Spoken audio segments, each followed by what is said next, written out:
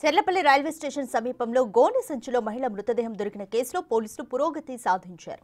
హైదరాబాద్ మహిళను నార్సింగిలోనే హతమార్చినట్లుగా పోలీసులు గుర్తించారు. నిందితుడు 38 కిలోమీటర్లు మహిళ మృతదేహంతో ట్రావెల్ చేసినట్లుగా గుర్తించారు. నార్సింగిలో ఆటో బుక్ చేసుకున్న నిందితుడు నార్సింగి నుంచి చెర్లపల్లికి మృతదేహంతో ప్రయాణం చేశాడు. మూటతో పాటే ఆటో ఎక్కాడు. నిందితుడు శవంతో కలిసి ప్రయాణం చేసిన ఆటోను గుర్తించిన పోలీసులు ఆ ఆటో డ్రైవర్ నుంచి స్టేట్మెంట్ ని తీసుకున్నారు. మూటలో ఉన్నది మృతదేహమని తనకు తెలియదని ఆటో డ్రైవర్ వాంగ్మూలం ఇచ్చాడు.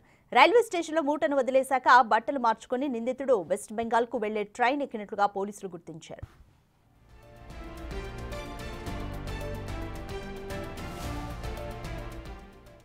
Rachakonda crime branch DCP Aravind Babu, RPF CI Rakesh, ACP Venkatareddy ఆధ్వర్యంలో సీసీటీవీ ఫుటేజ్ ఆధారంగా నిందితుడిని గుర్తించినట్లుగా తెలుస్తోంది. ఈ కేసులో కీలక విషయాలు వెలుగులోకి వచ్చాయి. పశ్చిమ బెంగాల్ మాల్టా టౌన్ కు చెందిన వలస కార్మికులే ఈ పనిచేసినట్లుగా గుర్తించారు.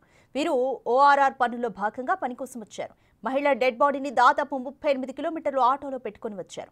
సోమవారం ఉదయం 11:40 చెర్లపల్లి రైల్వే స్టేషన్ కు మురళి అనే వ్యక్తి మహిళ డెడ్ బాడీతో చేరుకున్నాడు.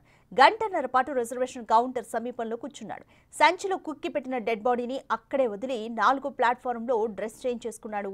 తర్వాత 5 నెంబర్ ప్లాట్ఫామ్లో 3:55 అగర్తల ట్రైన్ ఎక్కి మాల్టా టౌన్లో దిగినట్లుగా సమాచారం. చనిపోయిన మహిళ వయస్సు సుమారు 47 సంవత్సరాలు, నిందితుడి వయసు 50 సంవత్సరాలు ఉంటుందని పోలీసులు అంచనా వేశారు.